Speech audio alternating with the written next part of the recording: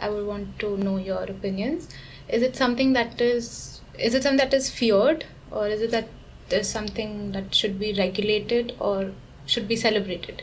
I was watching one of your videos on sexuality where you talk about the vessel which is, put on fire, and there's a lid that is placed. So it's burning and it's boiling, but it does not have the agency to burst.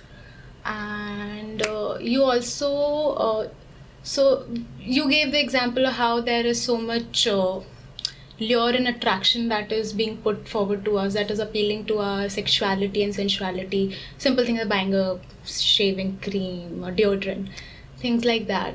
And you said that, we could try to not get lured, like it's a trap, don't fall into it. But I find that since there are so many traps, it's easier to fall into a trap, right? So should we look for a way, so if we fall into a trap, should we look forward to coming out of that trap? So when we as a psychology students, we read how psychological symptoms are because of repressed childhood desires and sexualities. So what I think is that, does this sexuality needs expression? Is prevention, what if we try to prevent it, it might not get prevented, it will be there. So then should we look for ways where it can be healthily expressed? See, whatever we do is an expression. Breath is an expression. Eating is an expression. These hand gestures, they are an expression. The way you're nodding your head is an expression. The way I do my hair is an expression. Everything that we do, every bit of what we are is an expression. Even repression is an expression. Please understand that. Even repression is an expression. We have decided, for example, as a society, as a culture, which parts of body to publicly hide and which parts to publicly declare. That is an expression of what we are. Is that not? Is that not? So even repression is an expression. What does expression mean? Expression means manifestation. So what you are, and by that I mean the quality of your mind, that is certainly going to be expressed. So there is hardly any question of a separate inquiry into the expression of sexuality. You see,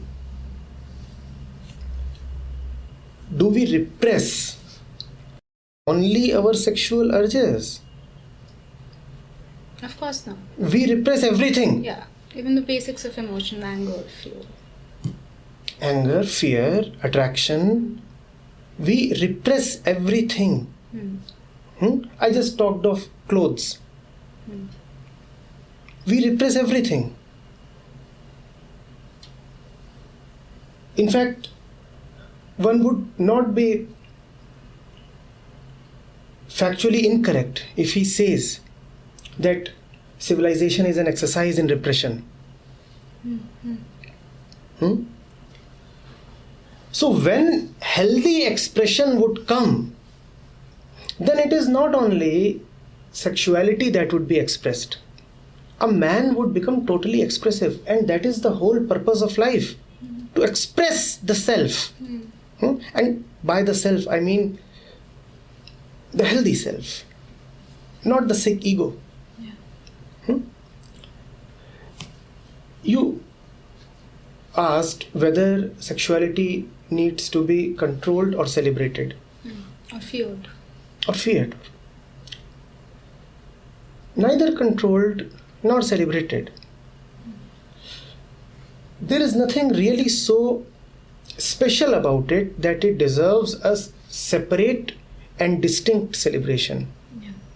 For example, you are not asking me whether blinking should be celebrated. Now you are blinking all the while. You are not asking me whether getting up from sleep every morning should be celebrated. You're not asking me whether sipping a cup of tea should be celebrated. These are movements in life. By deeming them as worthy of celebration, we are putting a stamp of uniqueness, speciality, and distinctness and extraordinariness upon them. And that is not health. In health, everything is so extraordinary that it is ordinary. In health, there are no fragments. In health, you do not value one part of being over another part. Yeah. But, I get your point, what you're saying. But then also there is this fact that it is a very big taboo in our society. So while yes, it should not be celebrated, it is very much feared, and it is a thing that is talked in hushed tones and behind closed doors. So obviously we are relegating some kind of importance to it. While it is an ordinary thing, we are giving it importance and we are trying to suppress it. So I just Richa, I want you to inquire into whether we are giving importance only to sexuality, and whether it is only sexuality that gets discussed in hushed tones and behind closed doors. Is it really so? There is a disease that is gross and apparent, and there is a disease. You can have a skin disorder, so it is visible, and you can have a liver disorder, it is not visible. But does that mean a liver disorder any less significant than a skin disorder? Sexuality might be there on the surface because sex is a very visible and open thing, and it produces very open and distinct results. You will have kids. So it is gross. But at the same time, there is so much that we are suppressing, and we have to talk about it because it is, I repeat, inseparably linked with all human disorder. Sexuality is just one aspect of it, and unless all aspects are taken care of, even the sexual aspect cannot be taken care of. I want to question you. Is sexuality not related to possessiveness? Is possessiveness not related to corporate greed? So everything is interlinked. And is it not related to political ambition? And is it not related to national chauvinism? And do diplomatic discussions not happen behind closed doors? Both are supposed to be highly confidential and private matters, are they not? Two nations, diplomats from two nations, and especially if it's a backdoor diplomatic effort, then nobody would want that anybody has a whiff of what is going on. Like two secret lovers, two old diplomats would be meeting. So, you see, you look at the analogy, the parallel. Nobody would get to know what is happening. And they would get particularly annoyed if they come to know that the media is getting some kind of scent of it. And publicly, they would totally deny that there is an affair going on. No, nothing. Are you getting it? Only when the whole thing matures would they come out publicly with it, like lovers do. So there is so much in our life which is sick and rotten. Sexuality is just one of those things, which in a way is good news, because it means that if we can pick up the thread at any end or from any place, this whole knitting that wields the reality from our eyes can be unraveled. You pick the thread from any place, and if you keep pulling it, you will soon find that the whole structure has come down. So if one can, for example, work on his forgetfulness, he is parallelly working on his sexuality. If one can work on his fears, he is parallelly working on his disease of ambition. If one can work on his daydreaming, he is parallelly working on his tendency to be hopeful and procrastinate. Laziness is so deeply linked with dwelling into the past. You work on one thing and you will come to the root of all disease. But to take one particular symptom or one particular expression of the disease as a separate unit in itself would be misleading and would never really solve the problem. This society, this sick society that you talked of, where sex is a taboo and sexuality is a taboo, please see that it is sick in 20 other respects also. And all aspects of those sicknesses move together. As the society becomes more liberal, as the minds become less narrow, then all kinds of sicknesses will be cured in unison, parallelly, together. So while we are saying that obviously it's not just sexuality, there are a lot of other things interconnected. But I don't think, in the sense that it was always the case that sexuality or sex in India was specifically, seen as a taboo. Like before the Muslim invasion, before the coming of Britishers, we were quite a liberal society. Like we see it, like we come from the land of Kama Sutras, we see in the temples, even the ways we used to dress up. So do you think we are still colonized in a way that, so the Britishers were and the Mughals were the ones who were more uptight about such things, and they had more taboos about sex and everything. And while they came, a sort of exchange happened where we obviously have become, more about, strict and everything about sexuality, while it seems that they have taken on to what we were as pre-colonized India.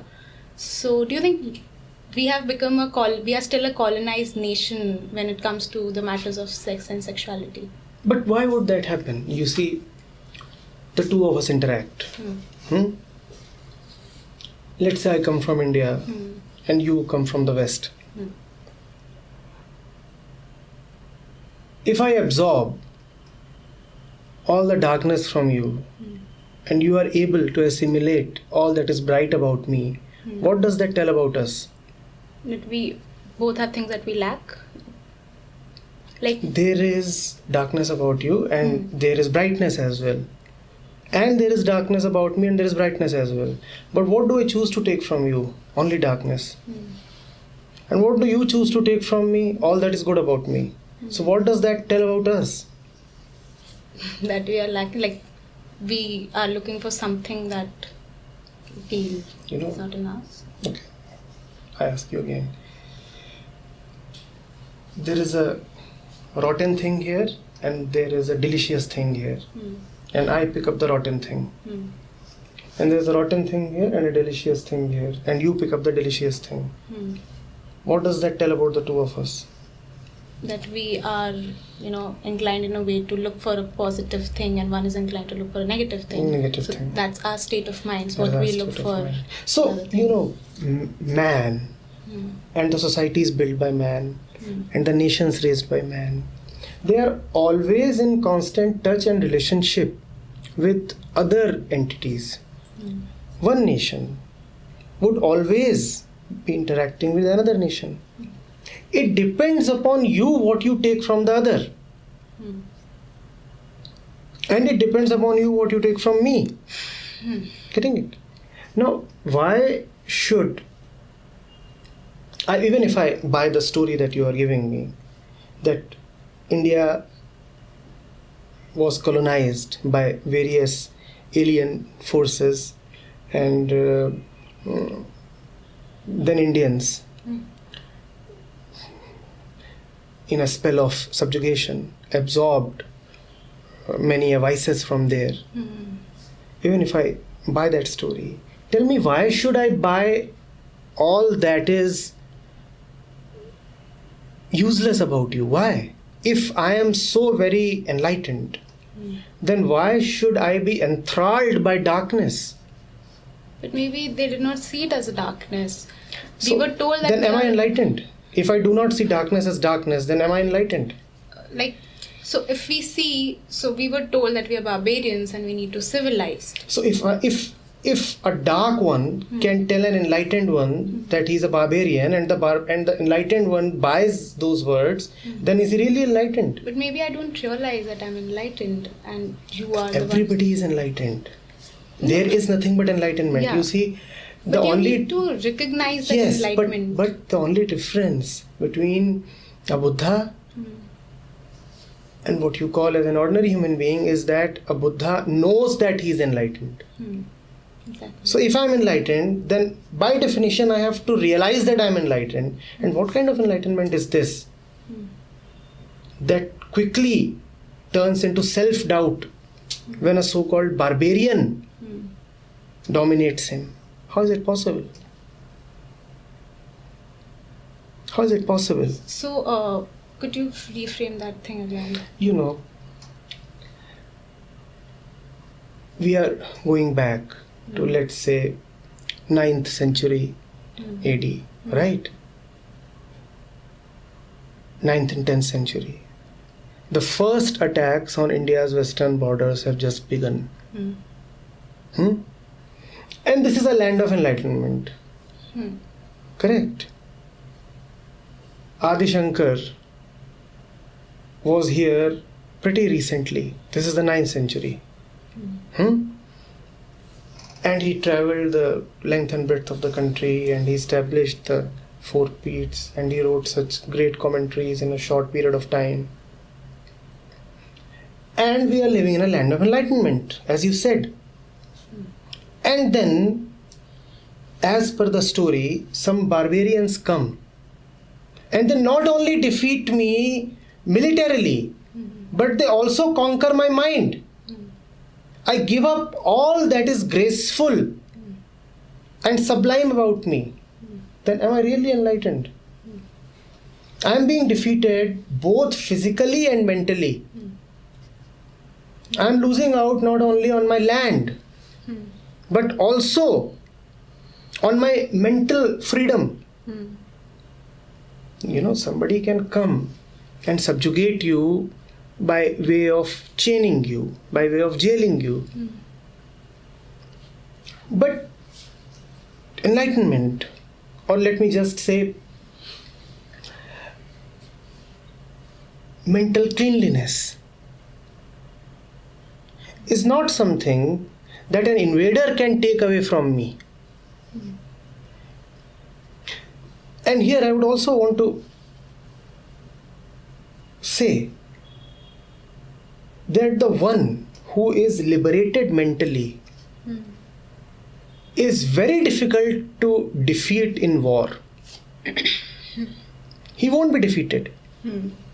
Because you are defeated often not by the enemy's numbers, but by your own fear.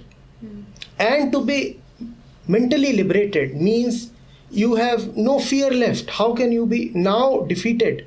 You can be killed, but you cannot be defeated. A land that declares that I'm not the body, a land that declares that freedom is more precious than life. How could such a land accept defeat? And after accepting defeat, how could such a land accept a perversion of its values? So what is coming to my mind is that, so maybe as a person I have a lot of good qualities, right? But I'm not aware of it. And someone else comes to me and says that these are not the qualities that are considered good by them. And these, like, he maybe the mind game starts, and there's a dominance, the power play. And why I feel subjected, he dominates over me. So that is how I see the whole thing. That maybe, so India was quite liberal in everything, but maybe we didn't realize that it's a good thing. A good thing is a good thing on its own, maybe not defined by everything. The Britishers come, or other people come, and they tell you that it's not a good thing. Now, since you have no awareness of the thing that it's a good thing, you buy their story. And obviously they are more powerful in the sense that more armies, and you're mentally also more powerful than you. So, you see, even though we are actually simplifying and generalizing the whole historical process, which was quite a complex thing being played out over many centuries, we are greatly simplifying and generalizing it. Yet what you are saying is significant. We'll have to come to it. If you have good qualities, whatever that means, without you realizing them, then they are not good qualities. Then that is just conditioned moralistic behavior.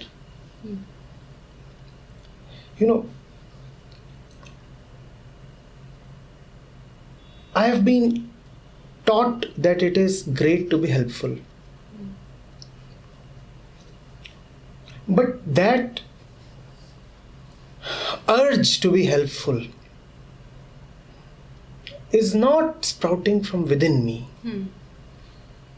Then somebody else can tell me and convince me that no, it's useless to be helpful. Now, this helpfulness, this so-called good quality, was not at all a good quality in the first place, because there was no realization backing it. There was only a taught behavior. It was just a behavioral pattern, not something dynamic and fresh and lively arising out of your own awareness. Then somebody else can come and easily convince me, and he does not even need to convince me. If he had all the pomp and power, I'll be dissuaded by his display.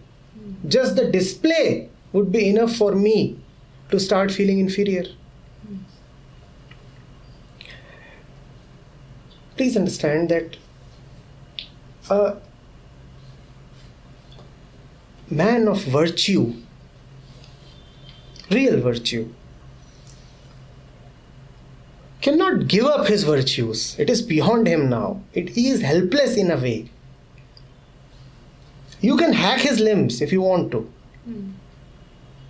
But still he cannot give himself up. He cannot, because that's him. India declared that whatever is the highest possible, I am that. And if I am that, how can I give myself up? Whatsoever is the real truth, the only reality, the only truth, that I am. And there is nothing except truth. Now, how can I give myself up? How can I give the truth up? A man of real virtue cannot be persuaded, dominated, except in physical ways. Yes, physically you can fetter him, but that is all right. That can be done to anybody.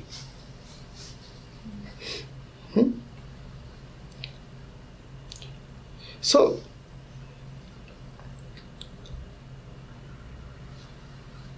we will have to stop looking at history. If you are talking of India, we will have to stop looking at history as a reason, as a causation, or as a justification for our ignorance, for all the taboos that are prevalent in society, including the sexual ones. But do you think that since India's colonization or slavery, whatever, that was not a one-time thing. Like it was not for a short-term thing. It went on for years, hundreds of years. If a man who is virtuous and if he is repeatedly told over years and years that you're not virtuous, can he come to eventually give up his virtue, or will he not be affected by it, by whatever is happening, whatever is being said or fed to him? He'll not. You can go on repeating this question for centuries. And the answer will be no. Okay, so apart from these topics... I see that you want some real change in society. You will not get real change till you keep attributing the darkness prevalent to forces outside of you. You know what you're trying to do. You're trying to bring history into picture. You're trying to bring the Britishers, the Westerners, the Muslim invaders. You have talked about all of these. By talking about all of these, and by talking about men's attitude towards women, that we have a patriarchal society, we are trying to place the onus of this darkness upon somebody else. The fact is, if I am in darkness, I am in darkness. And if light has to come, if change has to come, it has to come today, to me and through me. Otherwise, you see, there is a history to everything. And then, because human life and the world is cause and effect, you can keep on regressing back infinitely on the chain of cause and effect. And this caused this, and this caused this, and this caused this, and this caused this. And then so what? That's a purely intellectual exercise. There is no real, honest, affirmative action in it, so it will not lead to change. But you will feel as if you have discovered the root, the reason. So what? Change will not come. Change will come only when we understand that the responsibility lies on the individual. If you see that we are a people who are loveless, who know no celebration, who are narrow-minded, violent, aggressive, possessive, the list is endless. If you see all this, then see that it need not be like this. After all, he is like this and he is like this and I am like this. It need not be like this. It is needlessly like this. It can change right now. And it can begin with me. In fact, begin with me and end with me. Because all the concerns and troubles and problems that I have right now belong to this state of mind that I am in. I change. Will my questions remain the same? Will my problems remain the same? They will not remain the same. So essentially, everything that you see in society has something to do with the individual's troubled mind. So do not call for historical narratives or institutional action. It is only a change in the individual consciousness that will change everything. Let the man change. Let the woman change. And everything will change. Even history will change, surprisingly. But how does the change come about? How do you... That's a beautiful question. I'm glad we have come to it, even if at the end of the thing. How does the change come about? It comes about like this. It's an honest effort to understand, to really know what is going on. we are trying to really understand the matter. We are not trying to put blame upon someone. In fact, we are more than prepared to turn inwards. We are more than prepared to see that we are the cause of our so-called misery. Nobody else causes it. Yeah. There is no point blaming it on foreign occupation or this and that. If I really want change, I'll have to look at myself. I'll have to look at myself. This looking at oneself is called spirituality. Spirituality. So that is the only way. That is the only way through which any real and meaningful change can come. Otherwise, there are 1,000 ways to, keep pampering oneself and keep deceiving oneself. And man has all those ways. We will raise great institutions, we will have collective action, we will do this and that. Collective action won't help. Institutional interventions won't help, because after all, it is man's mind that is behind all collectivism and all institutional action. Man's mind has to change. Wisdom literature has a great role to play in that. Right education has a great role to play in that. The right guru has a great role to play in that. And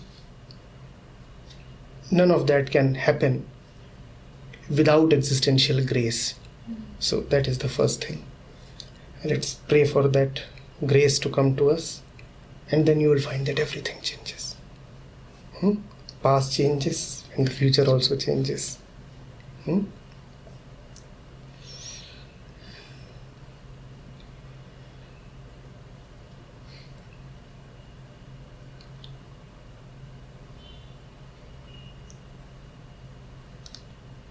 When young people come to talk, they say, we are a perverted society because we repress sexuality. When old people come to talk, they say, we are a perverted society because we do not care for our elders.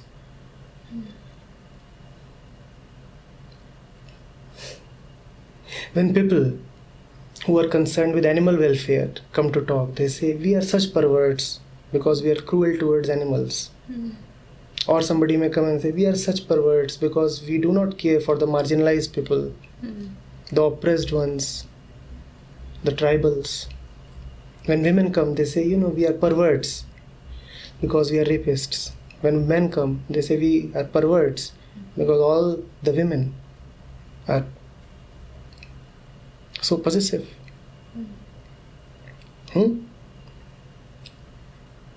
Because we are centered in our narrow self-definitions, so we see only that aspect of illusion which is relevant to our self-definition. All these things are related. How can you care for your elders? They are not sexually attractive. So are these things not really related?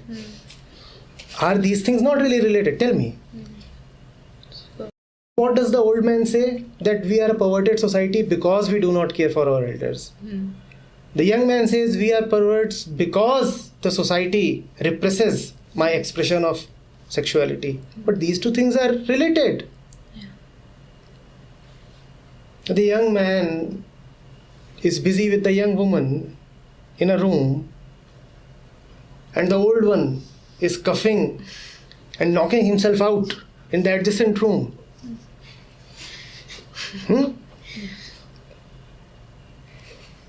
Aren't these two things related? But there is a wall in between, and you think the wall really means a division. The wall is an illusion. These two things are related.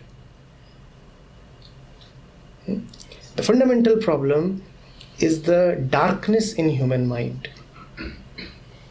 Only spiritual wisdom can heal that. It was good having a conversation about it. It's cleared up a lot of concepts. I think I have a lot more questions, but they need to be more articulated. So I'll get back to you. We'll welcome you back whenever you are prepared with your question.